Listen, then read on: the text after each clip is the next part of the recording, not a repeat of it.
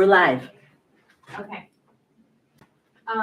This is the curriculum committee meeting. It is Wednesday, March 23rd at 8:01. And we'll just go around and do attendance. I'm Erin Dove, school board member. Tani, you want to go? Connie Schmidt, school board member. Laura Jackson, Assistant Superintendent of Teaching and Learning. Dr. Jill Reese, Director of Elementary Education. Okay, we just have two items on the agenda today. And the first one is 5th through 8th grade social studies feedback. And that's Jill. Thank you. So we have gone through several iterations of feedback. And I put together a document that really kind of puts all the feedback in one spot. And so I'm going to talk through the document. There's a good portion of it that we've gone through in previous curriculum committee meetings, so I won't spend a lot of time on that, but you do have it on paper. And then in addition, there's some other things that I added to it as we continue to get feedback in, mostly through the month of February. So I'm just going to start on this first page. If you look at the top page, what I did was I went through every piece of feedback we got from every stakeholder, and I just put a date and a kind of a date and sometimes a time. So like if somebody spoke at the board meeting, it was that. If somebody sent an email or a letter, it was that. So I just listed all the things sort of in order so we know. And then in addition, if you look a little bit further down, Laura. I think you're gonna have to scroll. Okay. If you look a little bit further down, I really kind of then added up who we were getting feedback from. And so really we've gotten feedback overall from a total of 7 stakeholders. In addition, there were a couple people that kind of have sent letters, spoke at board meetings, and given us written feedback. And then there were a couple people that just spoke at board meetings. And so the total of that number is really 7 people from the community overall.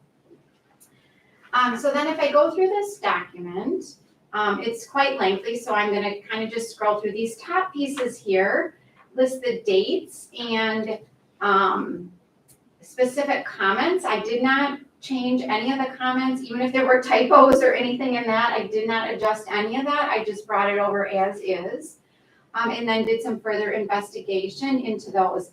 This feedback on the probably about top third of this document is all the same feedback that was in the Google form, that was the district form. And so this is nothing new since the beginning of February. Okay, so I'm gonna scroll through that. Oh, and maybe I should probably put page numbers on this. I think I saw that, but I did not do that. So I'm gonna scroll. I hope we're not making anybody dizzy here. And I'm gonna get down to the section where it starts to say 227. Okay. Because on those dates, we received some additional questions. And so I have the additional questions in here. And like I said, it's dates 227.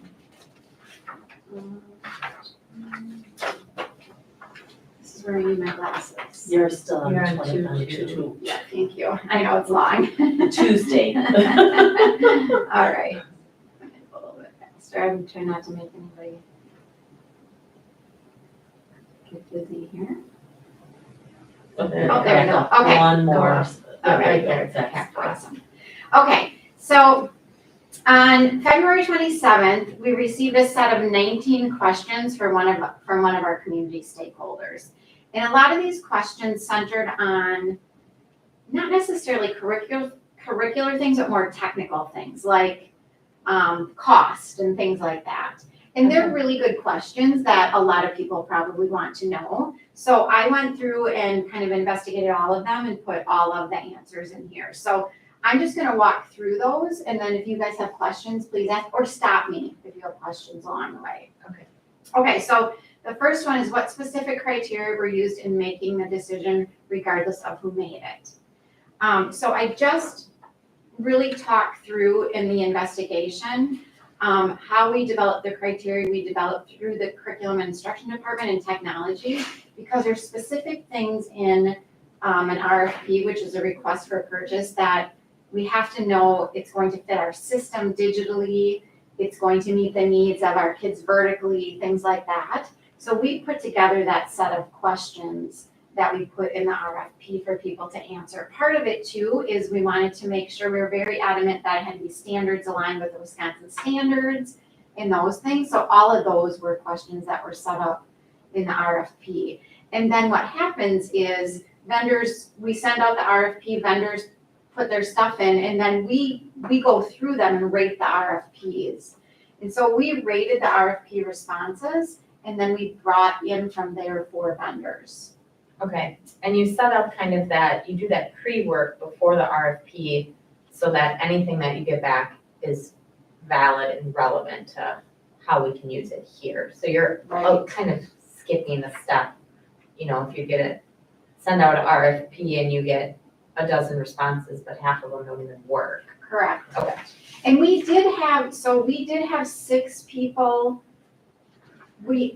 Okay, so when we sent out the RFP, we had 6 vendors. Mhm. When we went through them, we had one vendor that really didn't even meet our criteria at all. They couldn't fit our system and things like that. And then we had one vendor that we didn't feel met the needs of the district from a curricular alignment standpoint, all those pieces. So Okay. we didn't invite everybody back. Okay. Yeah.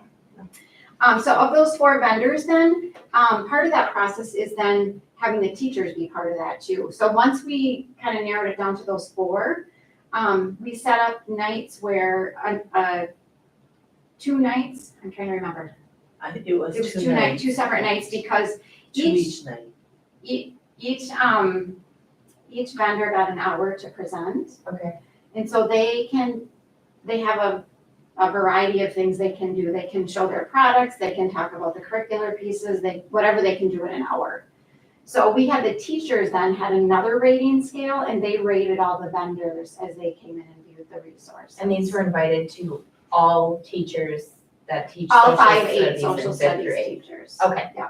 So it wasn't like a select group, it was No. everybody in to participate. this group. Yeah. In that 5th grade. Okay. Yeah, so that's kind of the process we use for that. The next question is, which components of the product will the district purchase and what is the cost per pupil per year? So I kind of walked through what the bundles look like, so to speak, and then talked about what the rough cost is for each grade level, because the costs will change based on what we purchase in the bundle, and then exactly how many students need like digital subscriptions and things like that.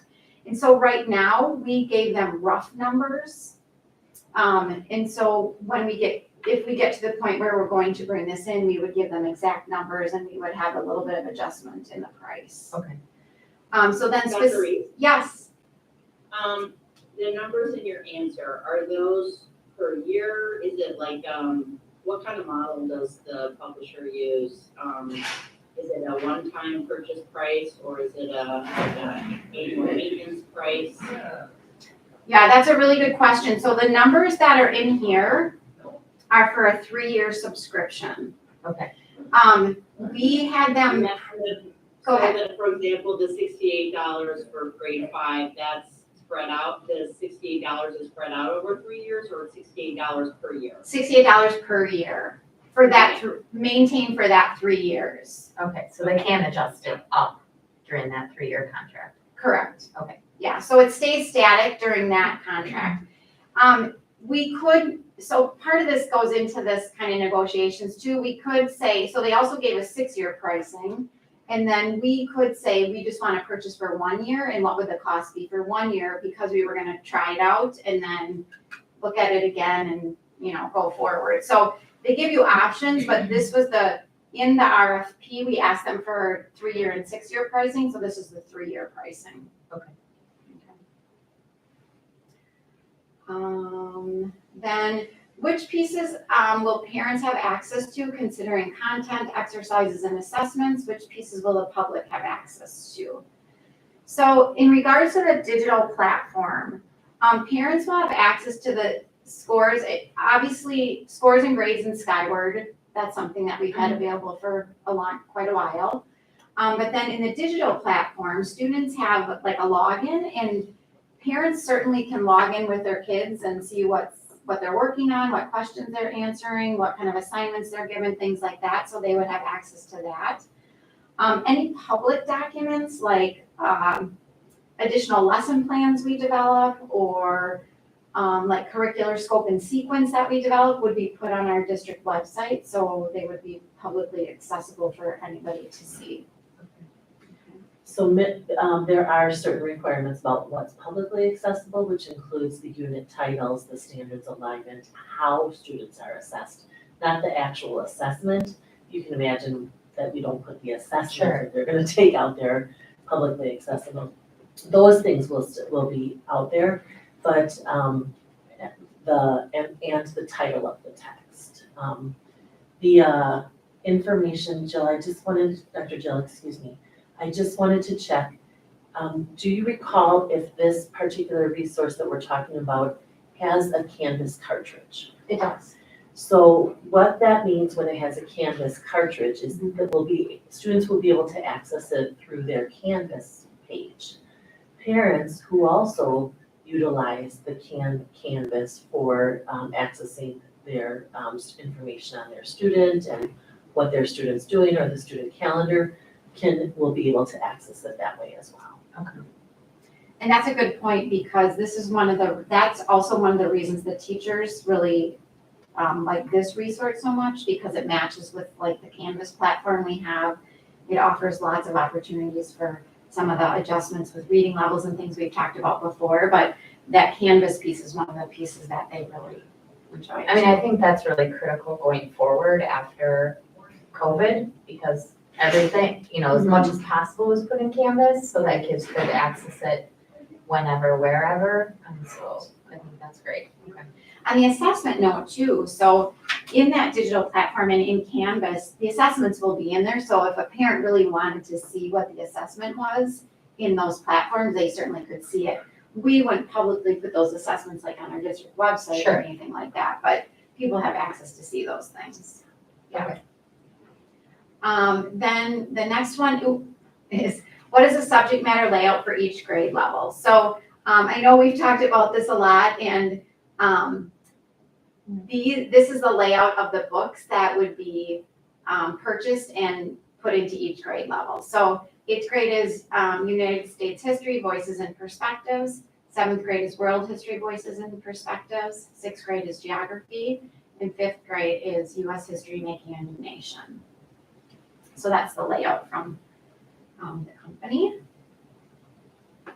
Then will all or most of the content and primary resources be covered? If not, what criteria are used and who makes the choices as to criteria and selections?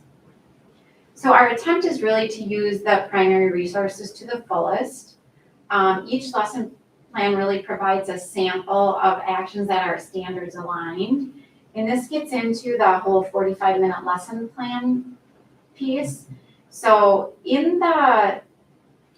I've attached in some of our other feedback kind of views of what it looks like to plan a lesson. Mm-hmm. And so there's a myriad of resources in a 45-minute lesson plan, and all of them do not fit into 45 minutes. So the teacher is going to have to go in and say, well, today we're going to do some group work around this.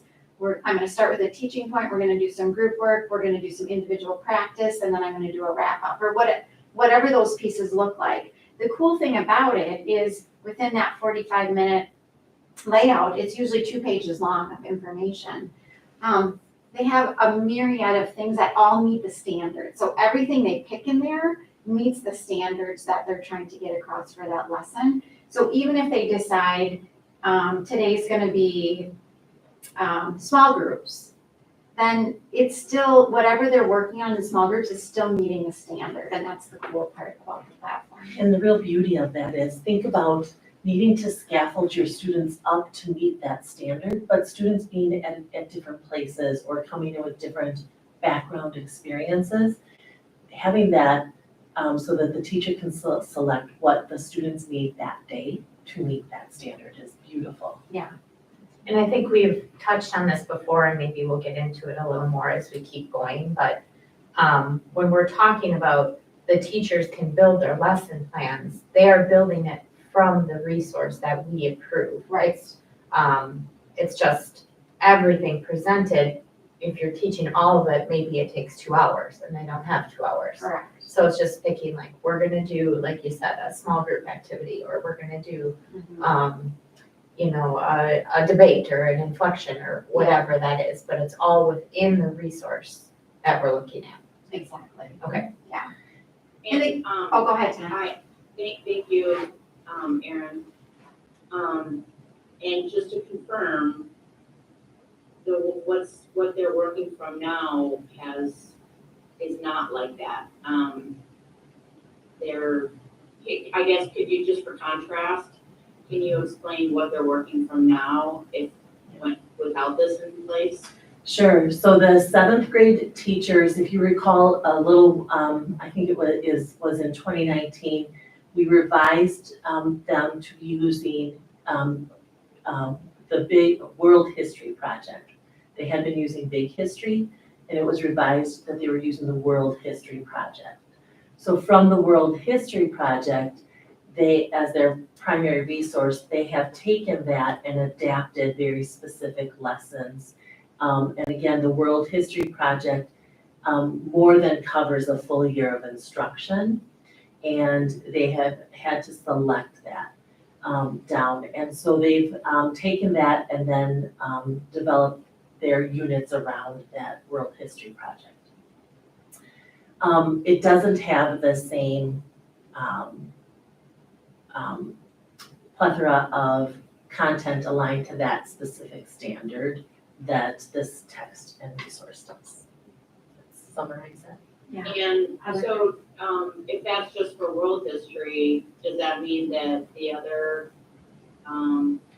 courses, they use a different product? That's correct. So if you recall about, I think it was in 2020, when some of our 5th grade social studies teachers brought forward to the board some of the, a text called Ladders. And in that text, it's really unit specific. So like, this is on the US Constitution, or this is on, I'm not recalling the specific ones that were brought forward. So maybe one was on the 13 colonies, and they were a very specific text. And then they're also using the junior achievement for the BizTown project for meeting their economic standards.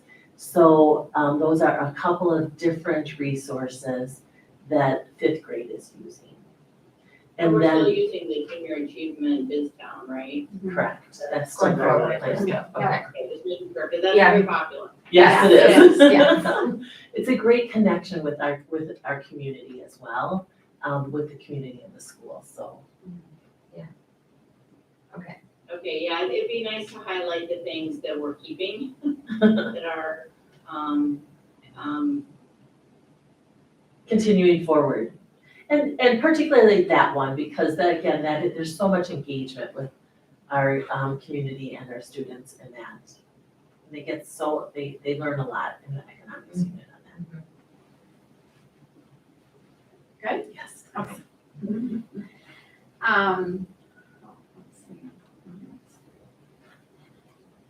I just had to wake it up. Okay, so the next question, will students study the same material or individualized materials in the same class? Will there be an adaptation or a combination of reading levels, and how? So students will study the same material. The really wonderful thing about this platform is reading levels can be adjusted. And so in the digital platform itself, there's 2 different reading levels. In addition, in the set of resources, you can print materials that are 3 different reading levels. So it really gives a lot of options for teachers to plan a lesson that meets their student needs. And so I have worked with McGraw-Hill to get a video of how to do this, so we're working on that. But it's one of my favorite things about this platform, actually, because I think it truly meets kids' needs and gives teachers options to help kids engage in the material, which I think is really wonderful. You've heard us talk about access, and that provides access for all students to the same content. Yeah, I'm excited about this because, yeah, they're gonna be learning the same thing with maybe just different vocabulary words. And Joe might not know that Bob has a different Exactly. reading level because you're still learning the same content. And yeah, I really like that. I think it's great for peer-to-peer interactions and not feeling singled out and still getting the same education. I think for like small groups too, when I looked at those materials, especially the print ones, like you said, it's really some vocabulary differences and a little bit of sentence structure, but it's not like, I looked at these papers and I'm like, oh my goodness, you're reading at a lower level, do you know what I mean? So it's just really, like I said, it's one of my favorite things about this product because I think it really helps kids engage in the material. So the next question, what portion of time will students be spending individually studying content versus collaboration versus exercising language arts versus social emotional learning versus assessment? That's a big one. So I guess the first thing is, and I've reiterated this in several different areas, but we will not use the SEL portion of this tool. We have an approved second step curriculum, and so there is not any place or time where the SEL needs to be taught in these classes. Then the other thing is each lesson offers these great options for planning a lesson. I'm just gonna scroll up a little bit. And so a portion of that time, students might be reading, but it's reading about social studies and it's reading about the content that's aligned with the standards. So, I mean, all of these lessons offer time for collaboration, time for small group work, time for the teachers to teach a teaching point, time for discussion, time for individual practice. And so depending on the standard, what the students need, the teacher will build those lessons using those components. For clarity though, there are times where kids need to read in social studies, but like we talked about in the last question, it's very cool that they will be able to read at what's closer to their level to engage in the content. I mean, I'm gonna assume they're gonna do, minus the social emotional learning piece, they're gonna do all of these, depending on the day, depending on the topic, depending on the time. Right. And that is a piece that I think is teacher directed. So one class might look different from another class, even though they're learning the same material. Some of that goes to teacher style Right. too, right? Yeah, that's kind of what it's And getting that's at. kind of the art and science of teaching. And it's okay, but the idea is all of the things in that menu line up to these standards, right? Right, I like that the teacher has ownership over the style of how they're teaching. Right. When, even though they're supplied with the same materials that the teacher next door is teaching. Yeah. So. Exactly. Okay. Next question is, what role will diversity, equity, and inclusion, I think it's supposed to say play, in the selection of or deselection of content? So really there's no specific set of lessons that teaches diversity, equity, and inclusion. DEI is part of the lesson specifically. However, there are resources in the platform that are listed as DEI. So those so I'll give you an example. One of the things is this human rights global perspective resource that's under development in the platform. There's a couple, I think there's 2 lessons developed so far. So I reached out to McGraw-Hill about that because that's a continuing concern that comes up. That is a separate resource that's only in the teacher's account. So the only way any of that would be used is if the teacher assigned it to students, and I asked McGraw-Hill if they would block it out for us, and they're willing to do that. Okay. One other point I do want to make is we talked about access and how having the variety of reading levels provides access to students. When we talk about DEI, diversity, equity, and inclusion, that makes the resource itself more inclusive for all students and allows all students access in the environment. So if you're a student who struggles with reading or you're a student with a disability, you are included in this, and that's a beautiful thing. It also, again, is through having the resource, you talked about having it accessible everywhere. So when we talk about, again, about access, that again provides access for everyone, no matter what classroom you're in. And so that's a thing of equity. So I do want to clarify, because when we use that broad term, how will diversity, equity, and inclusion, the in question, I think, was intended exactly as Dr. Jill described. But I do want to point out that those terms are multi-meaning, and it's about giving our kids access. I like that you bring that up, Laura, because you're right. I feel like it's important that we are talking about the same thing and are addressing the same thing. And there are multiple, I don't want to say definitions. It's a multi-meaning word. Yeah, it, like, when you say diversity, equity, and inclusion, that means different things to different people. Correct. Depending on their point. And I'm glad that we're able to see, and understand which, or what viewpoint they're coming from. But yeah, you're right, there's not just a single, I think, if we present just a single answer without explaining where it's coming from, it would be easy to have a misunderstanding. Right. Thank you.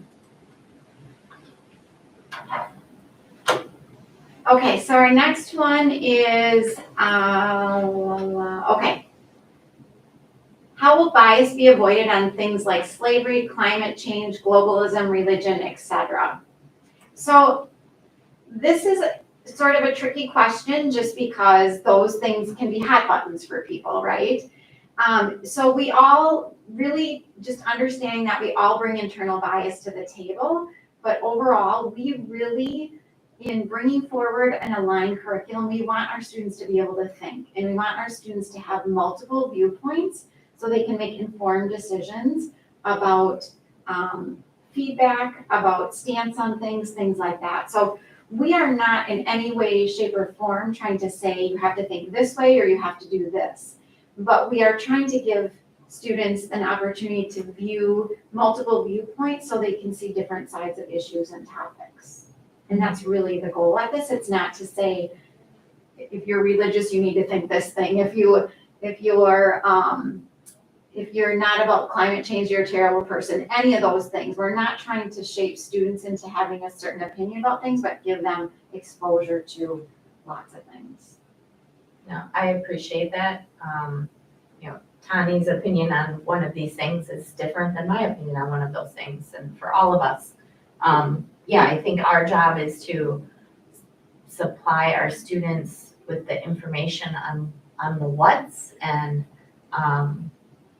help them think about what they want to think. And I think that's been going on. I mean, I remember at middle school here in West Bend, we got assigned a topic, and even though we didn't agree on it, we had to do the research on it and debate it. So I think it's just encouraging people to look at different viewpoints and really open things up for discussion. And that's part of growing, and I think this age is perfect for that, for finding what your individual viewpoint. Yeah. And it might be different from your neighbor, and that's okay. So I love that you say that too, and I think back to when my son was growing up, because he participated in a Socratic circle, and they had a series of topics they had to pick, and it didn't matter what you thought about that topic, and they were heavy topics like gun control and things like that, right? And so I remember him doing the research on it and him just really getting deep into it. And not that he totally changed his view on it, but that he really had a better insight about how to speak about it because he had done that work. And that's what I think about for these kinds of things too. Obviously, these kids are a little bit younger, but as they go through our system, we want them to be able to have the resources and the opportunity to think about these things and then become who they are and their best citizens. So we're not trying to shape them one way or another. We're trying to give them a wide viewpoint. Well, and we're trying to remove any sort of emotional charge from what's being presented. And, you know, we want to present objective things, Right. multiple viewpoints, and we're, you know, not everything has to be an emotionally charged thing. For my notes, Dr. Reese, Yes. just taking a step back for a second, the example that you used for blocking out, that you said McGraw-Hill would block out things per our request. Yeah. For the teachers, what was the example that you used? I missed that. So I'm not sure that I'm saying the title right when we go into the platform, but it's like Human Rights, a Global Perspective or something. It's very similar to that. And it's like an additional tile in the teacher resource platform. Okay, that's good, thank you. I like your word tile. I kept calling them apps because that's how it looks like. You know, you're used to seeing it on your phone, but tile. Okay. So this gets a little bit into the next question too. And so it is how will current events be treated in a critical and unbiased way? And so that's a little bit what we were talking about. One of the things that has come up in several pieces of feedback is there's something in the 5th grade platform called By the Way, BTW. And so that also is a tile in, it's in teacher accounts, it's in student accounts. But I did reach out to McGraw-Hill because that's like their current events page. And that's the page, so, and we'll get into that a little bit when we get into the photos because like, sometime in February, they were sending out stuff about updating about vaccine updates, right? And so it wasn't saying get a vaccine, it was just as the latest update on vaccines, right? And so that came up a couple times in the feedback, but I have reached out to McGraw-Hill, and what they're gonna do is they're gonna block that tile in the students' accounts. Teachers will have access to it, and only anything that teachers gonna use from their set menu of things would be shared with the students if they decide to use it. Otherwise, students won't even see it. So it's something that we can totally block from the students' accounts. Next one, I'm gonna wake it up again, here we go. Will the chosen resources be adapted to the Wisconsin State Social Studies standards in their entirety? If not, what standards will it be applied and how will this selection impact instruction vertically? And how will district standards apply to online resources? So part of our RFP plan was they had to show, each vendor had to show us how they were aligned to the Wisconsin standards. And so McGraw-Hill has done that and they are completely aligned to the Wisconsin standards. At one point, I believe that one of our stakeholders asked for the chart and I sent it out. I can send that out again if that's helpful, but there is a chart showing the alignment within the resources. So we made that part of our RFP and so that is part of it. As you know, we have worked on prioritizing standards also. So our plan would be to bring forward in July for the board to adopt our standards for the year, the Wisconsin state standards and the priority standards as a combined package. So as teachers develop those pieces within that 45-minute lesson, they're using all those aligned standards. Okay, and the priority standards come from the Wisconsin state standards already there. It's not like we're rewriting something. They're just, okay. Yeah.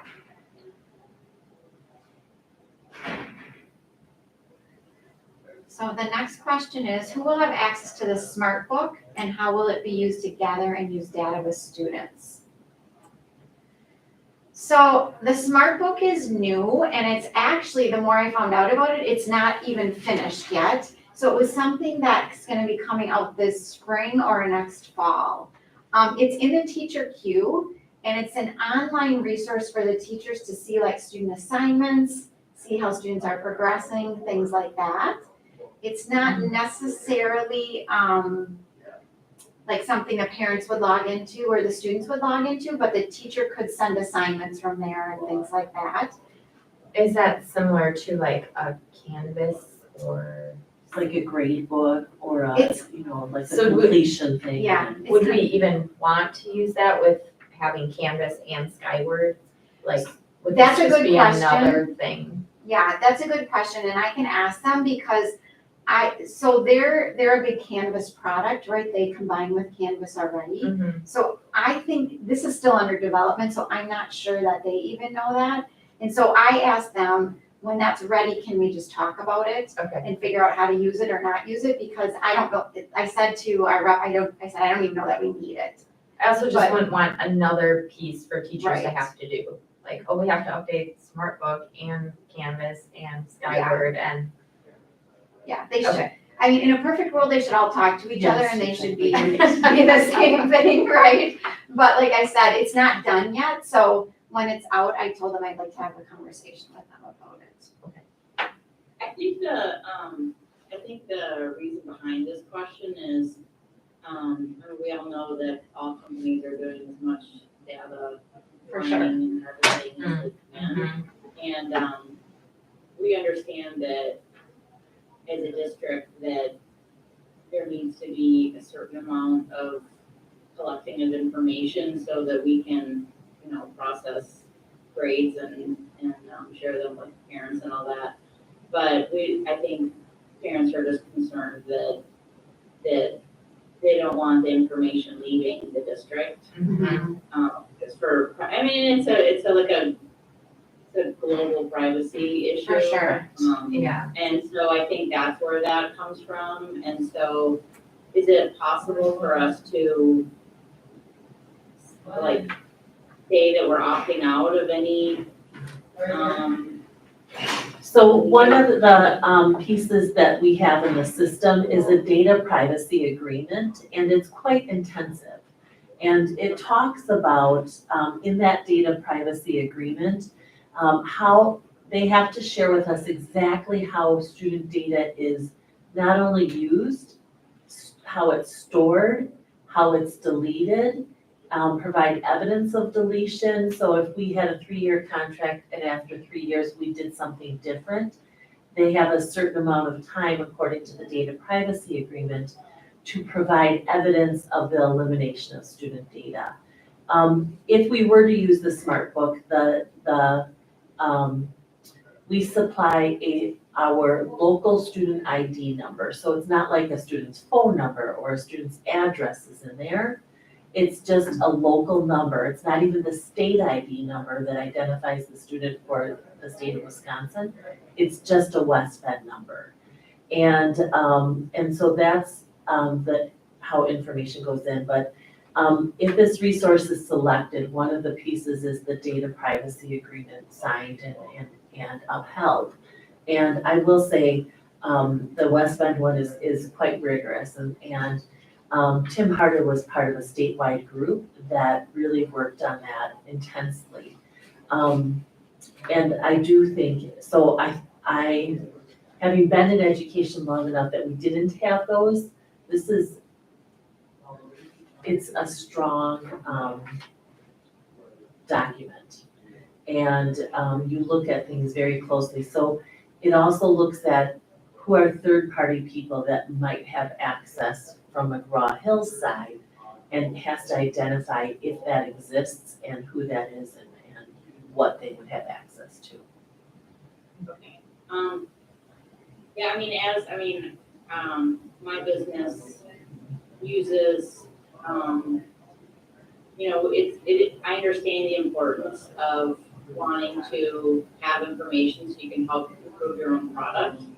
But I also want to respect and validate parents' concerns that this information is not attached to their, so each Child's student personal becomes data. just, a hypothetical, person, basically, because it's not attached to any personal Correct. information.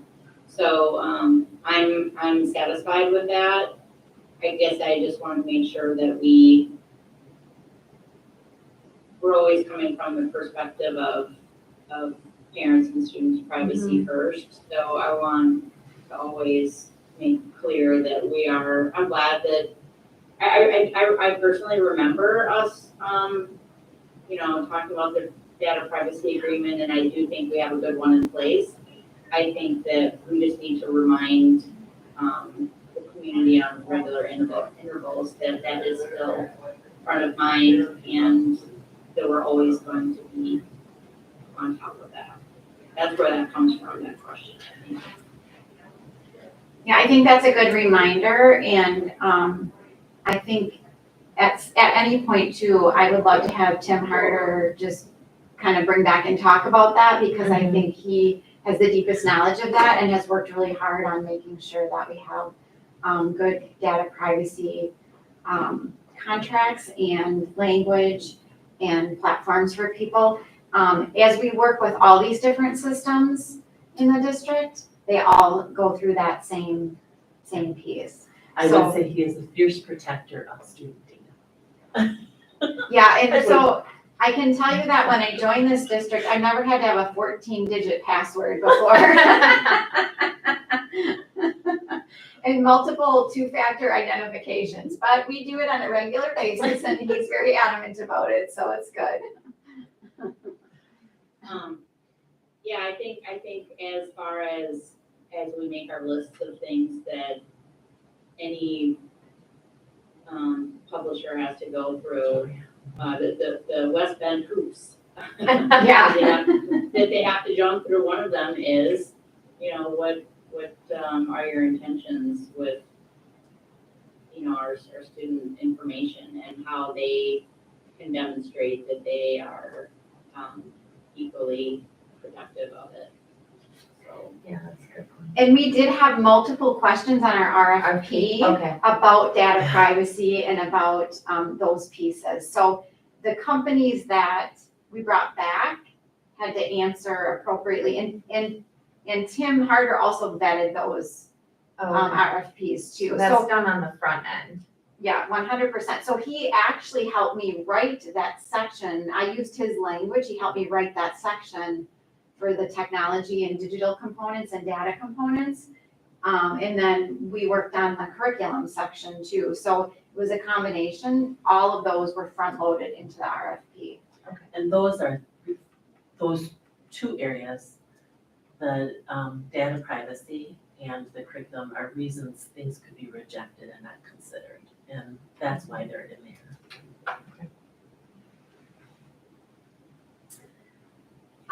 So next question, how is critical thinking taught in the context of a limited supply of information? So I just went through and looked up kind of some of the different lesson plan, some of the different lesson plan sections. And really critical thinking is often referred to in a couple of the sections as reflection. It's also conducted in multiple sections in like a compare and contrast format, where they look at primary resources, make a statement or a claim, things like that.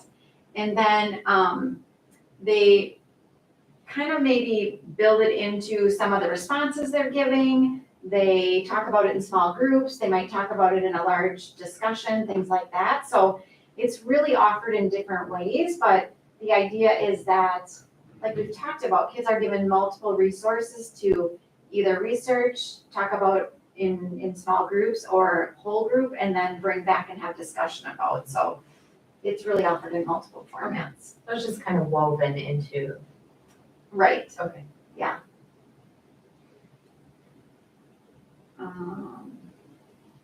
How often are digital tools updated, and how does the district know when they are changed? So this was a question that came because one of our stakeholders thought they saw the platform was updated while we were doing the review. And so I reached out to McGraw-Hill and just to understand how updates are made. So my understanding from them is that updates are not made on a kind of like, oh, we're gonna quick make this update today and then we're gonna put it out in the platform. But it's made more of in a strategic manner, so maybe like monthly or quarterly or things like that, they do these updates. I did ask when they do them that, first of all, those updates only happen in the teacher account. They don't happen in the student account. And it would be an update that a teacher would share with students. It wouldn't be an update that would change the platform for students. The other thing is I ask that if they're making updates, I always get a notification about it. Okay. Now, teachers will get like a banner kind of notification in their account when an update's made, but I also ask that I would get that so I just know, and I know what it is.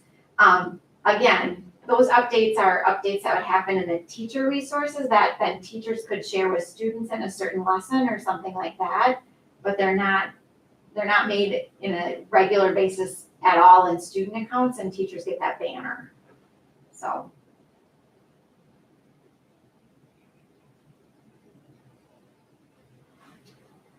Next question, what secondary resources will be used to complement the primary resources? Will any of them be resources such as the McGraw-Hill Human Rights Resource? So this is the one that I talked about earlier, that Human Rights Global Perspective. So all the resources through McGraw-Hill are part of the set of tools we have. But as we looked into this, there are things that we will not use and we can block out of accounts. So BTW, by the way, was part of that. Also then that human rights piece, we can do the same thing with. So those are things that we can just kind of X out and people won't use. Okay. I think it's really good that we're doing that. I wonder if part of the and obviously I'm only speculating here, since the person who wrote it is not in the room. I wonder if the question also is asking if we'll be using any, like, for example, when I was in middle school, we read Lord of the Flies. It was an English class, now we're talking about, social studies, but are there going to be anything that's not part of, is everything we use going to be part of McGraw-Hill, or are we also going to add other things? So keep in mind, we will still do BizTown. Okay, that's one. I guess what I'm saying when they mention secondary resources, I think that's the question. Yeah. So Tani, when I go through the pictures, we'll talk a little bit about that, and then I have some other things because so one of the stakeholders reached out and provided us some other resources, so I looked into those too, so I can answer that when we get into those, if that's okay. Yeah, I think that's great. Okay. All right, so I'm going to start to get into the photos. So on February 15th, we received a letter with 19 photos. The letter was attached in the original feedback form. The letter itself didn't define these photos. The letter itself was more kind of a reiteration of some of the thinking on certain topics and thinking on certain curriculums and things like that. So I did go through each of these photos and identify them and then give kind of just a background on what they are, where they're from, and how they might or might not be used. The challenge was, since I didn't have context for the photos, it took me a little bit longer than I anticipated, but we did identify all of them. So the first two photos are from the course overview page from US History. I know one of the concerns in these photos was kind of the list of things. So it says SEL, it says diversity, equity, inclusion, and all these different things.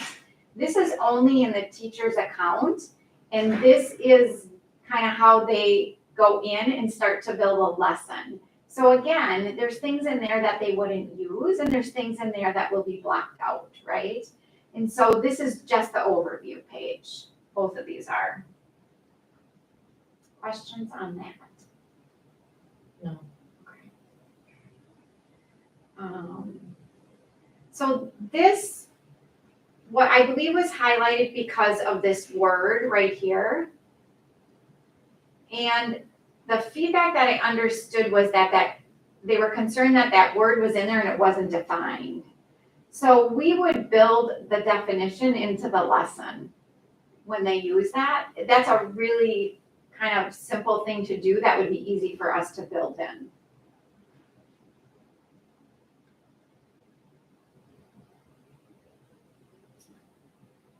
So this photo was from an introductory video highlighting different resources in the platform. This is actually a photo of the Smart Book that we talked about before. And like I said, the Smart Book is not an option till spring or summer of 2022. Additionally, it's a teacher resource and students do not have access, but based on the conversation we had about data privacy and some of those things, I would certainly, and I talked to McGraw-Hill about this, I don't know that we even need that or want to use that, so I would need to have a conversation with them about that. Okay.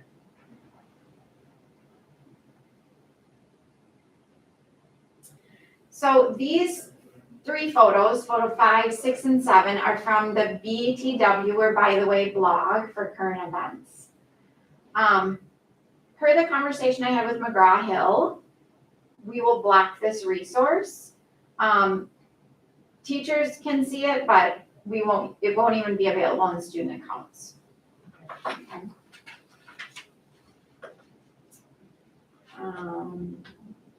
Photos 8, 9, and 10. So this is the other piece we talked about, maybe it's civil rights. I was saying human rights. I think I knew I had something wrong in there. So I think it's either civil rights or human rights, a global perspective. So it is part of the teacher resources. It's a selection of materials in the teacher queue. Students do not have access.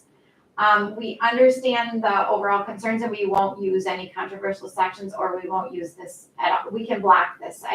I talked to McGraw-Hill after looking into this and we can block this from the account also. I believe right now there's 2 lessons in there and there's other tiles that say to coming soon or something like that. So it's not even fully developed. There's only a couple pieces in there right now.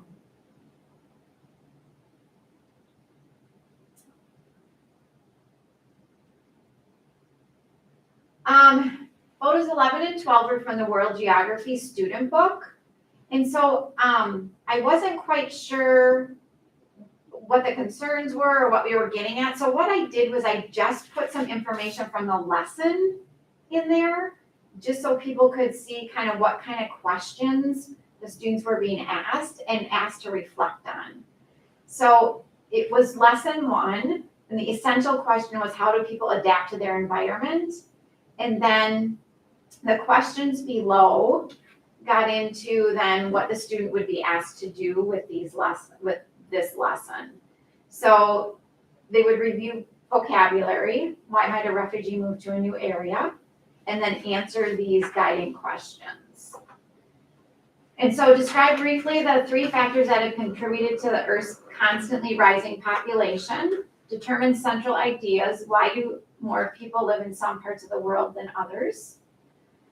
And identifying list 3 causes and 3 effects of human migration. And then they do a narrative writing piece.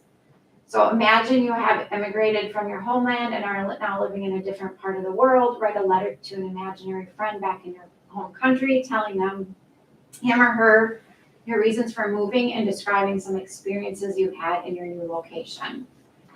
So I was not able to find anything that was of concern to me in those lessons or those photos. So I just wanted to put forward kind of what's really in there. I don't know if anybody has questions about that. I think that in the photos, if I can speculate, would be and just because it's been brought up in the past, the sentence that says wind, solar, and geothermal energy are resources that do not pollute the environment. That's a oversimplified statement, in my opinion, as as a civil engineer, there are always certain amounts of inefficiencies and waste involved. And I don't think it's necessary to get into the complex discussion Right.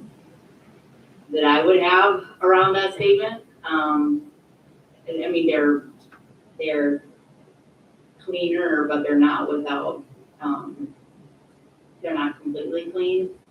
And I'd rather just not even, that, to me, that falls under the element, the climate change category. And, I mean, I like the fact that people migrate and, you know, we have greater densities of population in different areas than others and that sort of thing, but, to me, it's the climate change piece.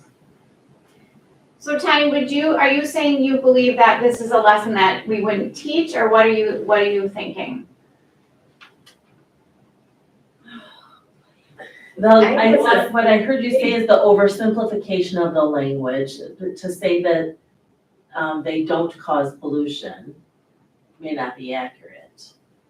And, Correct. and you're looking from the whole perspective, because I always think, well, what does it take to Yeah, the well, and landscape? it even says, you know, the, at the top of the pages, effects on the environment. So, and the question is how do people adapt to their environment? And how do people adapt to their environment? That's environment used in the definition of environment as in what's your surroundings. And in red, the effects on the environment, that's meaning, you know, climate. So, It's hard because I like the questions that you listed out. Right, and that's why I Yeah. put those, And- because I do think the questions reflect on the overall concept, right? Right, but not particularly on these screenshots. Correct. I do think that I think that, you know, as part of a further inquiry or as part of truly learning about the environment, the focus is on the people and how they adapt. And that if they were focused on truly on energy sources or the whole impact on the environment of the energy, this is clearly something the students would investigate more to really understand the full impact. I see your point about the line in there. I would still move forward with the whole picture because that's not the main focus. And the depth of what they're looking at in the questions you described and things are, it's really important for students in our world today.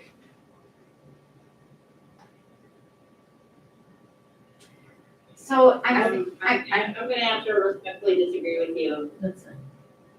yeah, so Tanya, I understand, and we're happy to like rebuild this lesson, do you know what I mean?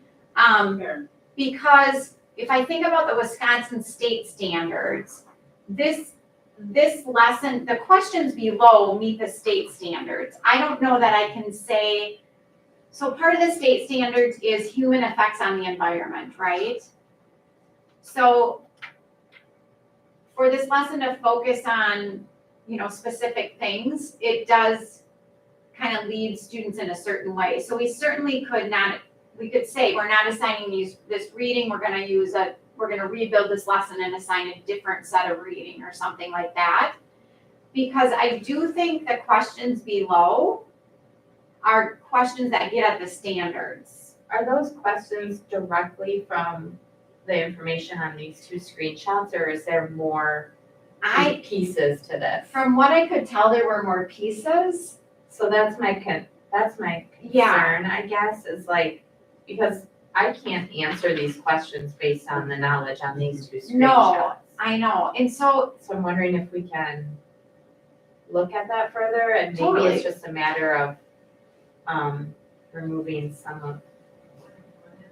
And you know, that's good guidance for as the resource is being implemented And when you think about, as we implement a new resource, the work that goes in before you do any unit, and really looking at that.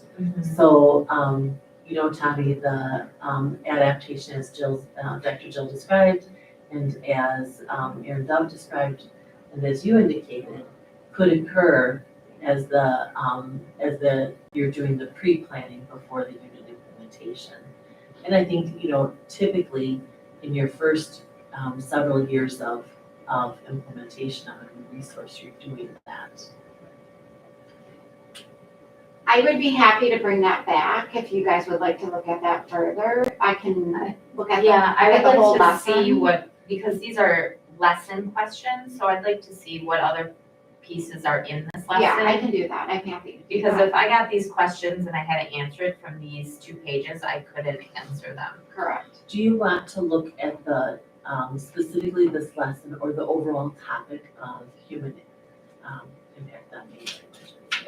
But, I mean, and some of this is just, How do people adapt? it's just about human migration, which I Yeah, think should exactly. be talked about.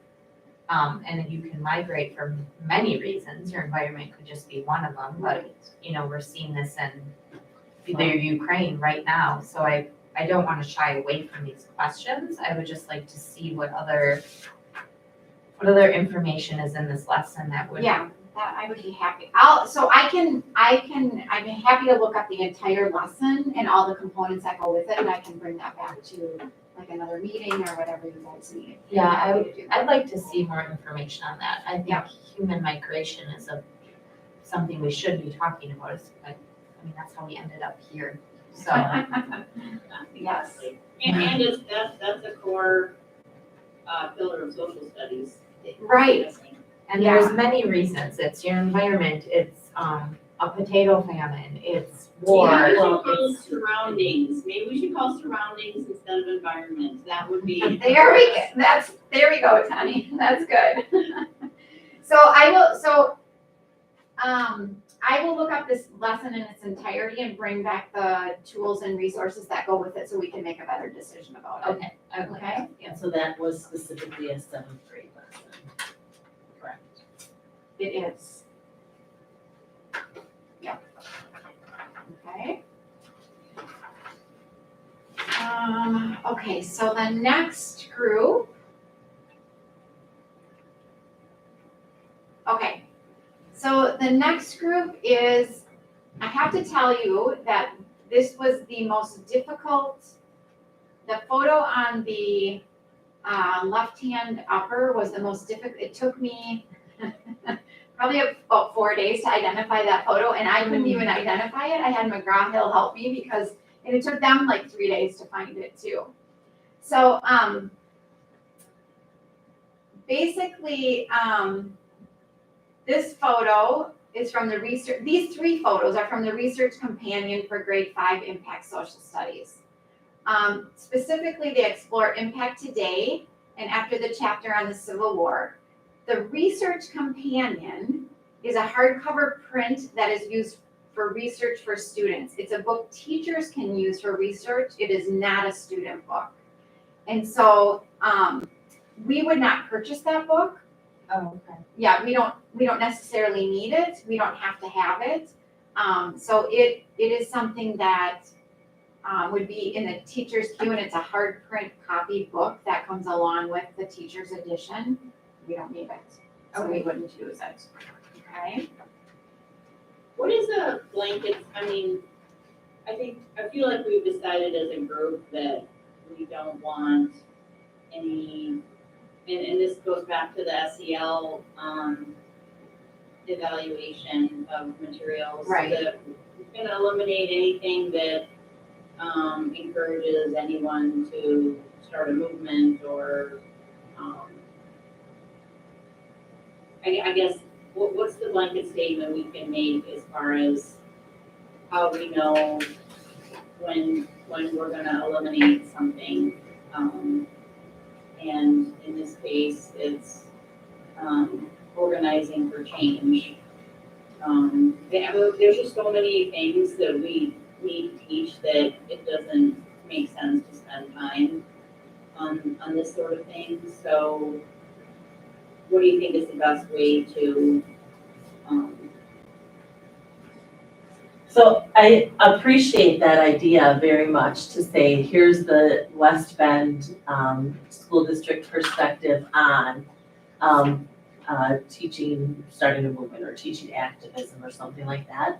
But I think what we need to do is go back to cabinet and bring that forward at a future curriculum committee meeting. But I really appreciate that idea of what is the West Bend statement on this. Does that make sense? I think for this particular resource, we can list, like, we listened to stakeholder feedback, we investigated all of it, and these are the things we're planning to bring forward and the things that we agree don't fit with the way we want to teach. And so we can make a statement on this particular resource too, that I think would maybe clarify, Tani, some of the things you're asking. yeah, that sounds good. I think we should, yeah,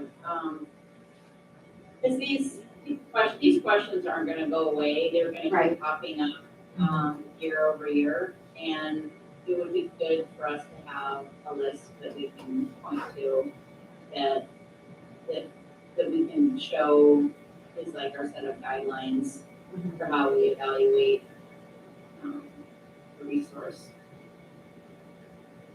Happy to do that. So I can draft something and bring that back to when we talk about that,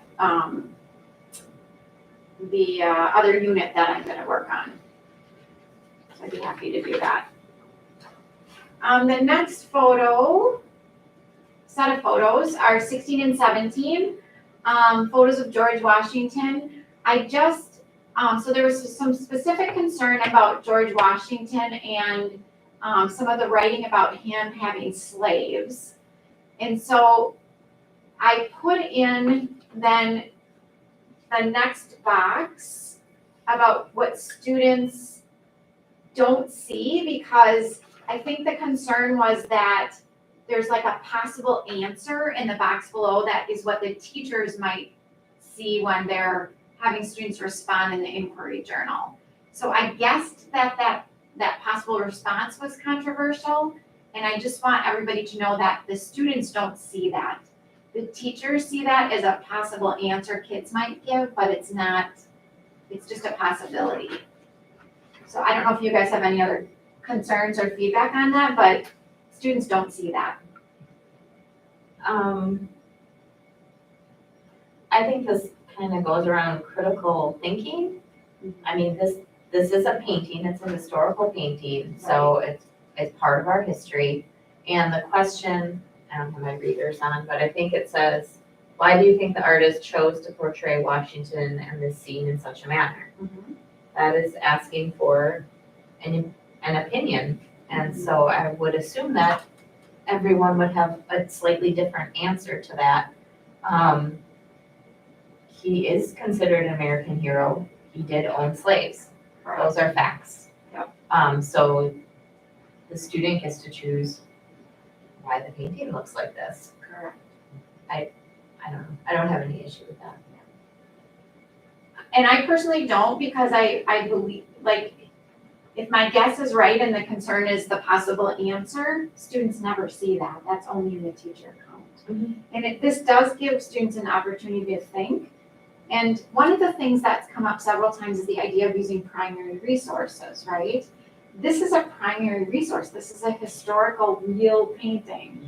It's not something that was made up for this curriculum purpose or anything like that. And so it's asking students to respond to an historical painting.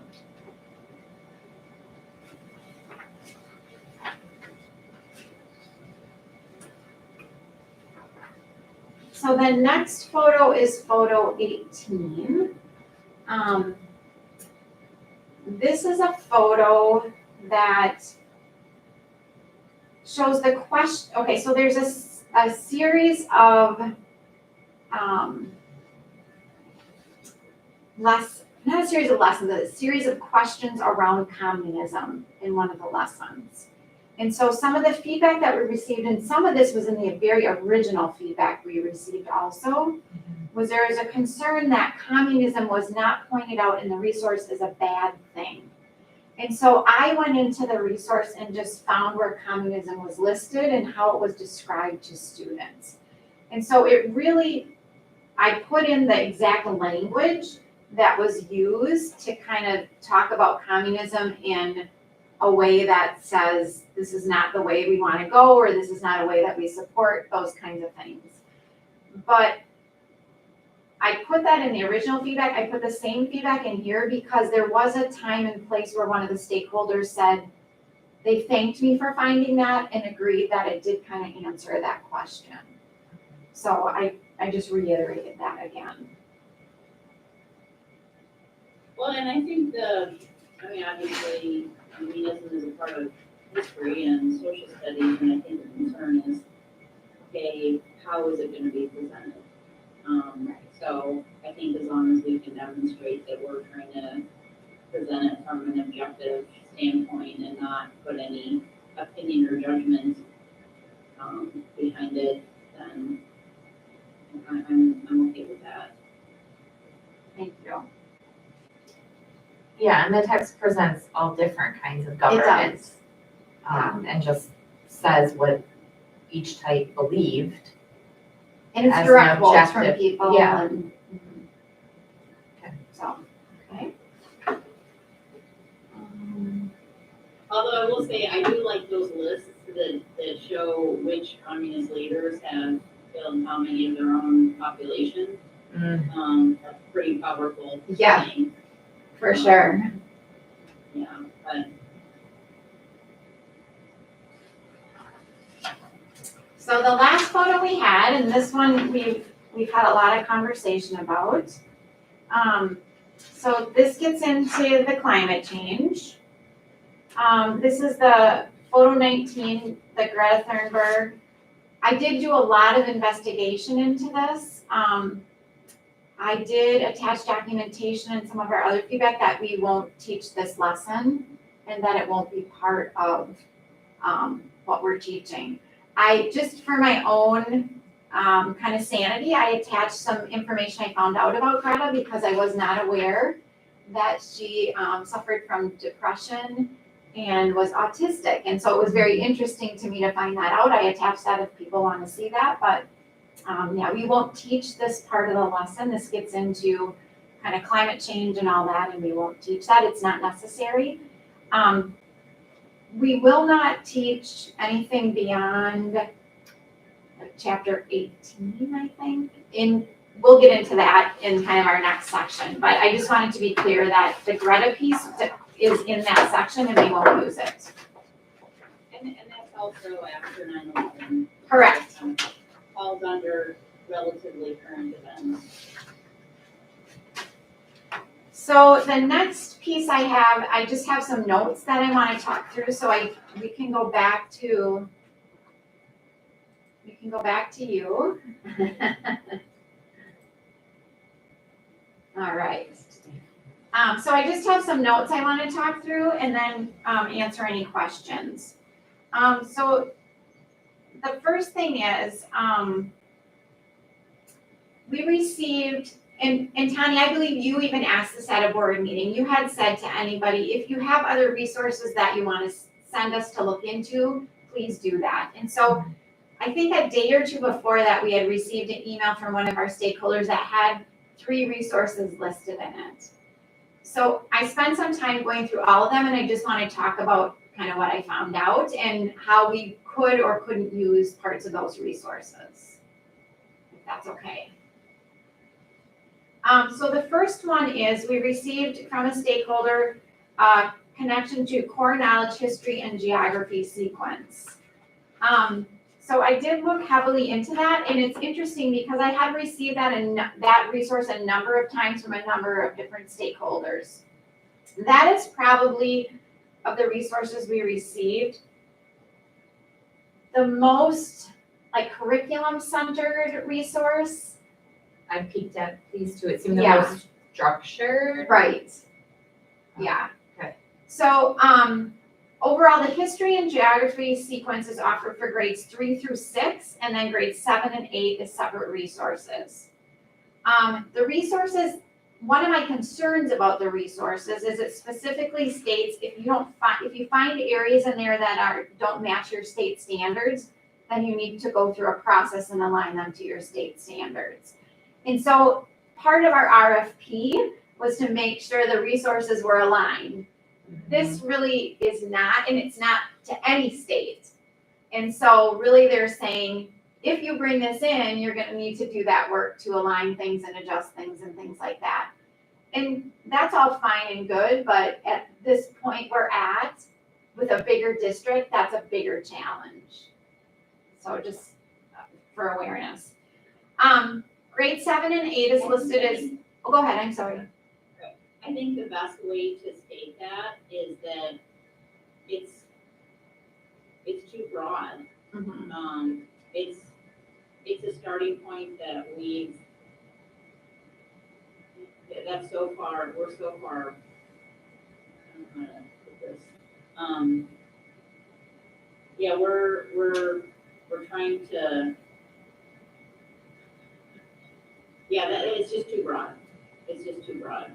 And maybe that's a way of saying that we're not disagreeing that that's I mean, sure, it's a good place to start, but it's not enough of a starting point. Right. Because it does not take into account the state standards. So. Exactly, thank you. And let's say this resource was part of the RFP, it probably would not have even been brought forward because of that standards alignment piece. It is a free curriculum, so they wouldn't have necessarily applied for the RFP. So in that regard, there's kind of a mismatch. Not that we wouldn't have looked at it, but it just doesn't meet some of the criteria in the RFP. In addition, grades 7 and 8 are listed as parts 1 and 2. So it's not like this is for grade 7 and this is for grade 8. It's just parts 1 and 2. And they say it's interchangeable, right? How you want to teach it. The textbook itself is downloadable. And then I looked into kind of the scope and sequence and those pieces, and it's very minimal, to say the least. And when you download the textbook in the scope and sequence, there's some things you can click on to get additional resources. But when you do that, it's really like a paragraph of a statement of something about history or something like that. It's not this broad set of resources and tools for like group learning and historical primary resources and things like that. There's nothing like that. It's maybe just a little tiny piece about here's what you could say or here's what you could think about, those kinds of things. The books for grades 3 through 6 are actual reading books. They're like historical reading books, like the story of George Washington Carver, things like that. And you do have to purchase those books.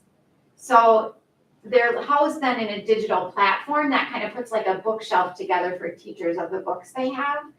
But it's not in any way, shape, or form kind of aligned with the scope and sequence and the standards and all those things. So in a nutshell, there's things in there that could be used, but it's not whole scale. It would be very difficult whole scale to bring in something like that for a bigger district like this. Okay.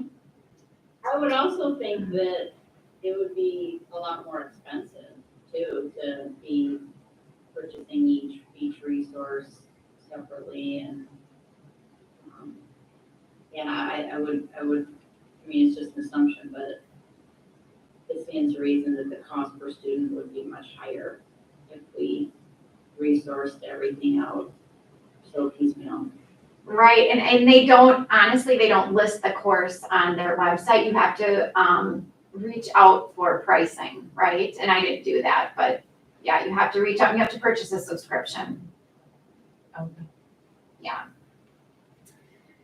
So the second resource they shared was something called the 1776 report. It's from Hillsdale College. And so I read it, I looked into it, and then I actually talked to Hillsdale too, because I wanted to understand it a little bit better. So the report really is they call it a K-12 curriculum report is what they call it. If you look at it, it's 20 pages. It kind of starts with the Declaration of Independence and then ends with something they call the Task of National Review. It offers some suggestions on what to teach with some resource recommendations. It's really not a scope and sequence. It could be used as a complementary resource like in grade 8, but it's really, they describe, it's funny because when I talk to them, they're like, that's our curriculum document. And when I look at it, it's not curriculum. But they also did say to me, they offer all these free courses online. And so I said, one of the things I wonder is, can you tell me the reading level of the courses online? Because if you talk about like GED programs and things like that, they'll say like, to get your GED, you need like a 9th grade reading level. Or like newspapers used to be written at a certain reading level, right? And so I said, what would you say is the reading level for your resources? And he said, well, first of all, most of our courses are taken by, I didn't use this word, he used this word. He said older adults. He said people that have more time and things like that. He said, but it's really a higher level, like college level reading level. And so I said, I wondered about the reading level in the 1776 report. And he said it's a higher reading level, but it's really meant for kind of teachers to share with students and things like that. So in a nutshell, I think there's stuff in there we could certainly use, but in a nutshell, it's not something we could bring in and use whole scale, if that makes sense. Mm-hmm. Yeah, it does.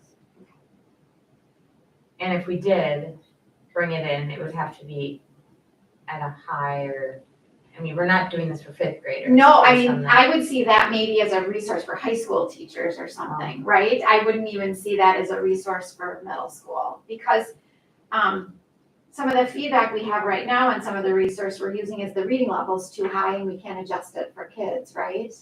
Like the 7th grade resource in particular. Okay. So, I think that's a very important distinction, that even if we look, like, say it's like we want to use it, but we can't because it's not appropriate to the reading levels of, and like you said, it doesn't follow any scope and sequence, so. right. Yeah, that's kind of the end. You can't really go off any more off of it than just that. It's kind of a roadblock, I guess. Right. Yeah. And not that it's bad information or not that we don't want kids to have those opinions, but it just isn't accessible, so to speak. Exactly, yeah, we're not saying we don't want to use this, we're just saying it doesn't fit with what we're, it's almost like it was never intended for middle school students in the first place. Correct. Yeah. And like, I guess what I'm saying is we're trying to fit, using that would be trying to fit a square peg into a round hole. very much. You, like, forcing it, it creates more problems than it solves. Very much. The last resource they shared was something from, it's called the Character Development Program. And so if you look on the, it says this was the email that I was sent, Character Development Program, all but squeezed out in many public school districts today. This resource is particularly applicable for Veterans Day, Memorial Day, and July 4th for summer school. And then the stakeholder linked in the link. So I looked it up. It's actually a pretty cool resource. It offers singular lessons. It's not a whole scale curriculum. But I do think there is application for like planning a Veterans Day or planning a certain lesson around those times. Absolutely, it's a great resource. So it's from the Congressional Medal of Honor, which I think is really cool. And it's a set of plans and tools for singular lessons and celebrations. So it's cool, but we could certainly build it into some of the things around those times. It's great. I would like to see that if you think that, that's possible. Yeah, I agree. I'd like to maybe see what those look like and Yeah. how they could fit in. So I'd be happy to send you guys the link too, if you wanna take a look at the lessons. It's, like I said, it's a cool thing. It takes you to the website. They list a couple districts that use some of the lessons and things like that. They have the lessons there. It's good stuff, and I think it's definitely applicable to some of the things we have going on. There a cost to that, or is that something you can It's just- free because it's from Oh, gosh. a government. Government agency. Yeah, okay, yeah. That's very cool. So then, I just wanna kind of reiterate the fact that my request is that we bring in a resource that's vertically aligned through the grade levels and is aligned to our state standards. And I believe that that's what we need to do to support our teachers so they can support our students. And so overall, that's kind of my platform. I'm currently working on getting, all that information about those things that we said we're not gonna use, like the BTW, the global human rights, those things. And we will work with them, should we adopt this, to have all those things set up correctly in the platform and block out things we don't want our kids to see. So that's Okay, kind of a big thing.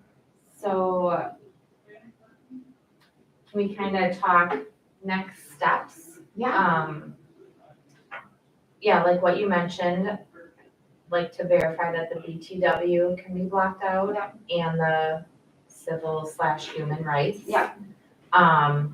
I peeked at that and it did look like it was very much under construction because there's hardly anything in there. Mhm. And the US history curriculum does talk about human rights, so it's not like we're not including that. Right. And then there was some discussion about Greta Thunberg and Trump, and we've kind of touched on this already, but I feel like history needs to marinate a little bit, Mhm. and looking back on something that's Mhm. really current isn't necessary. Honestly, we've talked about whether we even get there anyway. Right. So I know Tani, I said like, I don't think anything in the last decade, and you kind of brought up 9/11. So maybe that's something that we look at, teaching history up through 9/11 and letting a decade or two marinate for a little bit. Yeah.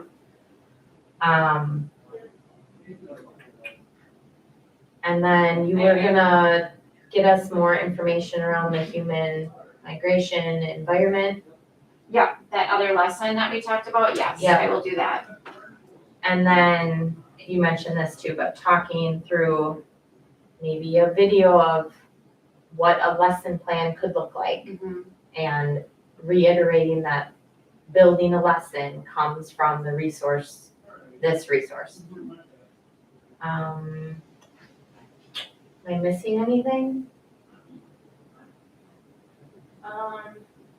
Yeah, eliminating anything after 9/11, eliminating talk of climate change or any, encouragement of activism, that sort of thing. Yeah, I think those are good guidelines. As well as just reiterating what Karen said about the titles, eliminating the human rights and global perspective, which is basically falls under the current events category. Right. Yeah, having a broader set of guidelines that we develop, that everything we consider has to pass through, I think is important. Right. So I would put the research companion on that list also. Oh, yeah, Right. that was the hard Yeah, book.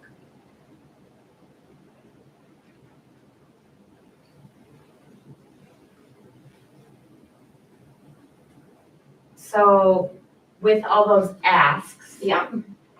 I don't think this should go to the full board for discussion next time. You think you could have that information a month from now? For Okay. sure. Yeah. Are you good with that, Connie? Yeah, that sounds good. So So- then, go ahead. Our next scheduled board meeting, because we moved this one up in case you Yeah. wanted to bring it to the board, because it was scheduled the day after the board meeting. That's right. So I want to just ask, do we want to add in an April meeting or wait till May? I believe it's May 3rd, but I'll double check right now. May 3rd sounds right. So what would you prefer?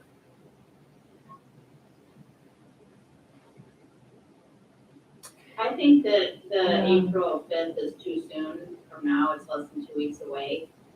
I think it would be hard to get all this information together by that time. Okay.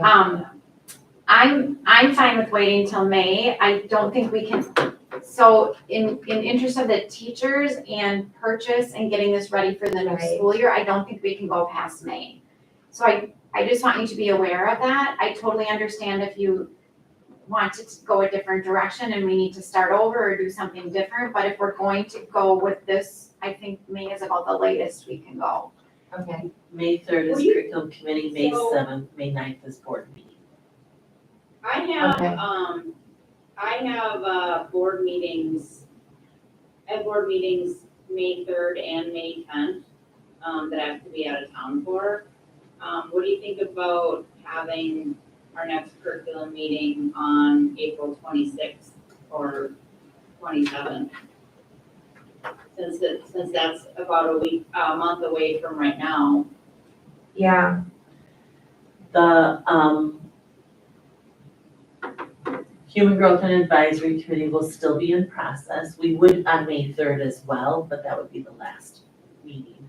I could give an update. We will have had we'll have had one meeting at that time for the advisory committee. So the 27th, we can make that work. Yep, so we can make the 27th work if you would like to come back. And I'm gonna ask, do we want to adjust the May meeting, as well? Oh, Well, I think April 27th would take the place of May, correct? And that's Yeah. my intent, because I won't even be able to call in. Yeah. Right, Yeah. so do we wanna have another meeting at a different time later in May? Do we want to schedule that now as we're adjusting calendar? okay. I actually have a calendar on the next, agenda because we're scheduled through June, but not beyond right now. So if you think you want to, Can we schedule a meeting for is it the 27th we decided on, April 27th? April 27th, I guess that's more like, will there be a lot that you think we would need to have on a May?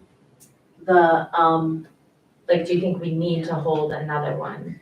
I'm thinking about the topics that we have on currently. So I'm thinking about the AP, realistically, let me look at the alignment of the June meeting and the Okay. June board meetings. Okay. Because, any other textbooks that we want for the start of next school year, Sure, we want it by then. I want to be able to purchase as soon as we can. So I'd like to have that lined up after the June board meeting. So let me just look at the alignment, because maybe it's just moving the June one, replacing the June to later May. June. We When are is the, current June meeting? Is that June 7th? Yes. correct, and the current June board meeting is June 6th. So if we do May, the 24th or the 17th, so we do August 27th and then May 24th or 17th. April 27th. April 27th, Okay. and then no May 3rd meeting, but I guess the 17th, 24th, or 31st. Do any of those work for you, Tani? Yeah, May 24th or May 31st work for me. What do you prefer? I don't have a preference, both work for me as well. I'm gonna assume that Memorial Day is the 30th. Memorial Day is the 30th. And, So would you prefer the 24th then, coming back from Memorial Day, not having a meeting? It doesn't matter to me. Sure. Sure. So April 20, I will have the website adjusted, April 27th, May. 24th. And May 24th. Okay, so social studies will come through next on April 27th. We will, we have taken notes on what it is you want to see back on the 27th. At that meeting, I think I want to ask you, do you want to review any of this other things we've talked about today, or dive in to what you requested to come back? I think a lot of this we've seen a number of times, so I think we should look at a sample lesson plan. Yep. Um, For the world history lesson. Information on the human migration environment piece. Yep. And then, Videos. yeah, A And video video. for a lesson plan. Yep. A video for maybe reading levels, what that looks like. Okay. And then I guess just your confirmation that nothing after 9/11 and the Yep. BTW and civil rights.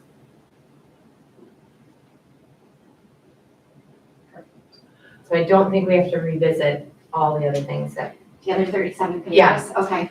Thank you. So this topic will come back on the 27th of April as described. okay, Thank you. thank you. Okay, are we ready to move on?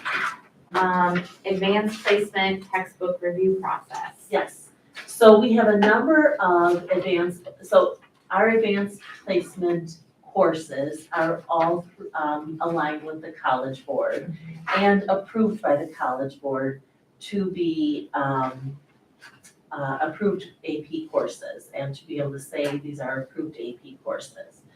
And so the College Board has approved all of them. In doing, we've had them longer than my tenure in the district. And I didn't look back to when we started using AP courses, but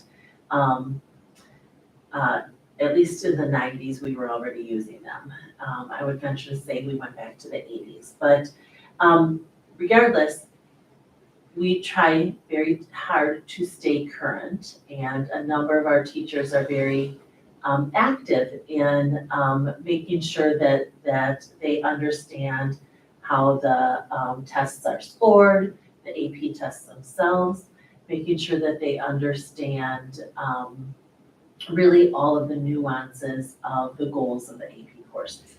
So we try to keep our textbooks and resources aligned. And we have a number of AP courses that are, the textbooks are old and need to be realigned to the courses. And as the goals have changed, the assessment changes, and our students are working towards earning college credit potentially by passing those AP exams. Our AP Environmental Science, AP Biology, AP Chemistry, and AP World History courses are currently, those teachers are looking at a variety of textbooks and will come forward with textbook recommendations for use in the district. I will be putting those out for public review and then bringing them back here for the curriculum committee. Psychology is also in need of a new resource, but AP is right now revamping the AP psychology. And so we're not going to do any new resource until that revision is done. They anticipate coming out with the new course in 23. Does the College Board itself, I don't know how all that interacts together, but do they have any recommendations on textbooks to Yeah. fit the tests? Yes, they do. They Okay. will recommend, these are textbooks that are aligned. Okay. And so And the they, teachers are looking at that list and going from there. correct, Okay. correct. I'm so proud of our AP program at the high school, so this is something we need for our students, so we want them to pass the course to get college credit, so we need to supply them the resources to do that. Okay, I would anticipate this being on the May agenda. okay, I don't think I will have, perhaps I'll have teacher recommendations by the 27th, but I don't know that I'll have had the public review completed. I want to wait. I obviously need to wait until I have their recommendations first. and the goal would be to have these resources in students' hands for next school year. Correct. Okay. Correct. So, target-wise, I'd like to take it to the board in June for discussion and then, approval. That would be the target. I am looking at, potentially that first part of May, being the public review. And we'll have them out, for a 2-week period here and a 2-week period at the library. Okay. And 2 weeks, again, at both places. If you recall the mythology text, we only did a very short period. Right, based on- but that was the exact same text. Correct. Like that, so, Correct. okay. And that's also why I want the 2-week window. It gives people ample opportunity.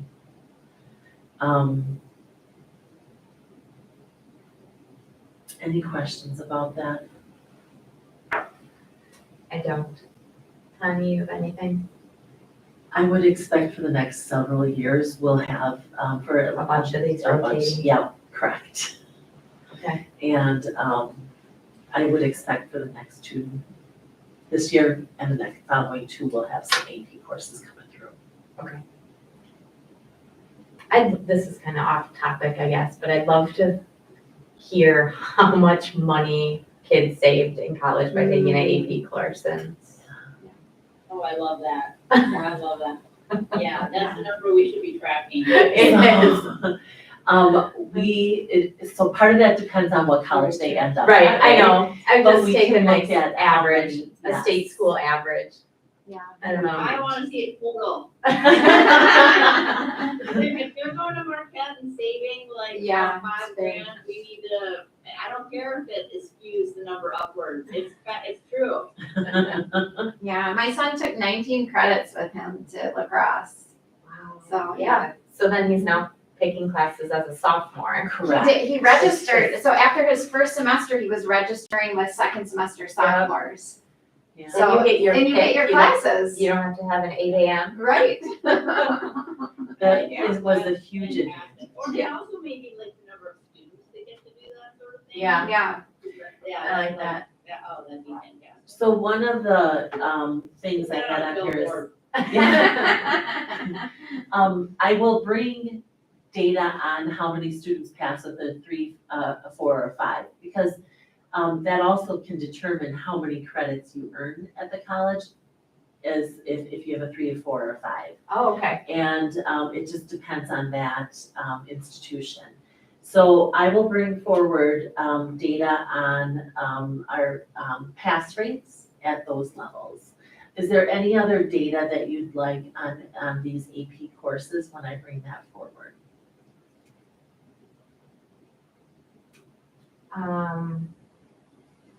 Not really, I think we should just talk about how many we have, how many students take them, how many students pass.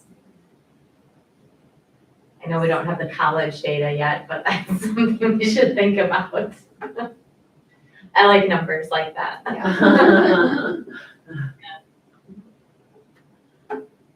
I just think it's something we should be really proud of as a school district, because we can look to a neighboring district and they might have half the options that we do, so. I think it's just something we should talk about more. Who would compile those numbers? Was that something that like Nancy Cutler would do, or? So, the last time I looked at these numbers was last year, and that was with Susan Sarek. Susan Sarek at the high school is, serves as the AP coordinator of all those assessments and scheduling. She does all the, getting the locations for the tests and scheduling those. And, I typically would have, her or Tina Van Roo pulling this information for me. Yeah, if you could, I will bring that along. I'd like you to direct you to have them do that, please. Absolutely. And we talked about this either this week or last week when I was at the high school. And because the charts from previous years are updated, but obviously this year's data won't be available yet, but not till July. But we will have last year and before updated. We have that updated, so we'll get that. Okay. We look at our demographics with it too, you know. Oh, sure. Can I add one other off-topic thing Yeah. before we adjourn? In May, if we're pushing things forward, we also will be bringing digital tools for K-4 forward in May. Okay. There's 2 literacy tools and 2 math tools that we'll be bringing forward to talk about it and how they'll be used with students and for potential action for the board. Okay. All right, so I think we have all of our AP things covered, and we have our notes on the next 2 meeting dates. I'll have that revised on the school board webpage. And then, and we'll connect further on this, but on the full agendas. We'll connect further on the full agendas. There's a few other topics that we have. Okay. All right, anything else, Tommy? Good? Okay, well, we will adjourn at 9:47. Thank you. Thank you. I'm going to go on the live stream. Bye, Tommy. Bye, Tommy.